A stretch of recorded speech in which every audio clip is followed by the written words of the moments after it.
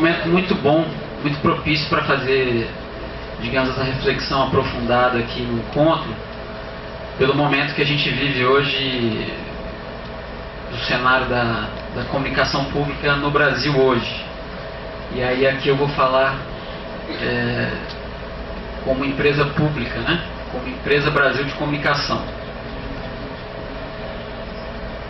Acho que uma das principais questões colocadas nesses últimos tempos, no que diz respeito à comunicação pública no Brasil, é justamente de que forma que a sociedade, de que forma que a gente pode criar mecanismos concretos de participação da sociedade nas grades de programação da empresa pública.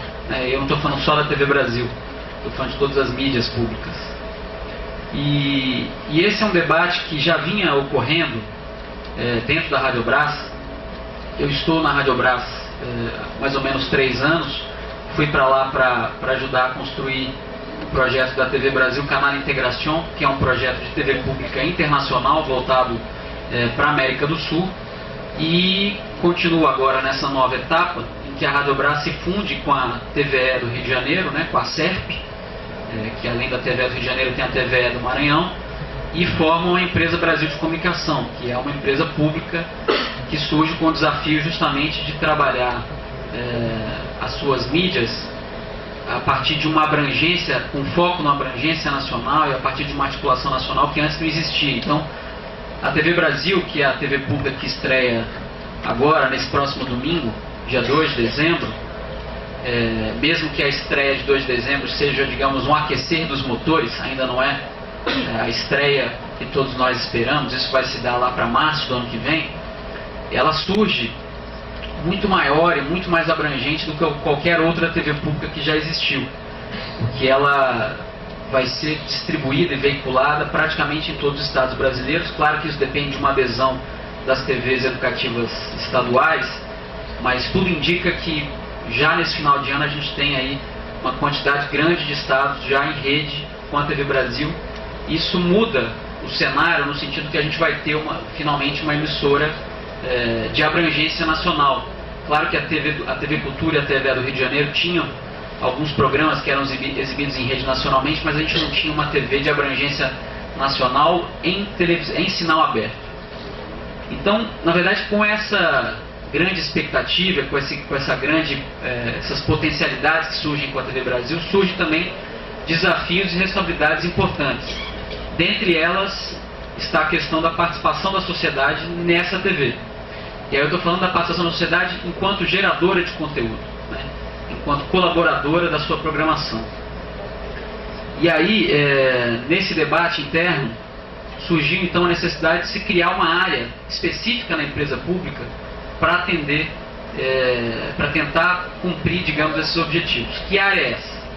É uma área hoje chamada DEPAC, Departamento de Comunicação Participativa e Colaborativa, que vem justamente tentar contribuir com esse processo todo de geração de conteúdo da sociedade, que o João apontou aqui vários pontos, vários gargalos, várias questões que são realmente fundamentais da gente identificar e entender qual é a melhor maneira de superar essas dificuldades, esses desafios. E aí, só para dar um pouco da noção do que significa a criação desse departamento, que é um departamento novo, que não existia na Radiobras anteriormente, foi criado no final da gestão da Radiobras, mas pensando na nova empresa pública, eu vou ler um pequeno trecho do texto que cria o departamento, para que vocês tenham um pouco da ideia do que significa. No momento em que se afirma o conceito público da nova empresa de comunicação, explicita seu papel fundamental de estimuladora da participação democrática dos mais diversos segmentos sociais em sua estrutura. O reconhecimento dessa necessidade é o que motiva a criação do DEPAC, Departamento de Comunicação Participativa e Colaborativa, cuja missão será criar espaços de diálogo, de relacionamento e de construção coletiva de ações com a sociedade, a partir de projetos capazes de incluir a diversidade cultural, de opiniões e pontos de vista, além de ampliar os canais de participação direta das cidadãs e dos cidadãos na elaboração da programação de seus diversos veículos de comunicação. Mas é importante explicar, para vocês terem uma dimensão do que tipo de processo que a gente pode impulsionar, que é o quê?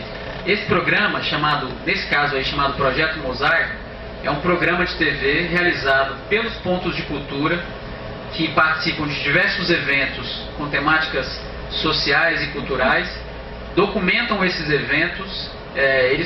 A gente consegue estruturar algumas ilhas de edição de vídeo de maneira que os atores dos pontos de cultura possam editar, filmar e editar instantaneamente esses vídeos durante os encontros. Esse encontro aí foi o Fest SESI, ocorrido em Brasília há um ano, que tratava justamente sobre inclusão digital, entre outras coisas, diversidade cultural. Foi totalmente produzido em software livre, utilizando Cineleer, Kino, Ardour, e ele é licenciado em Creative Commons 2.5, que esse são alguns conceitos que a gente trabalha na geração desse conteúdo colaborativo junto aos pontos de cultura.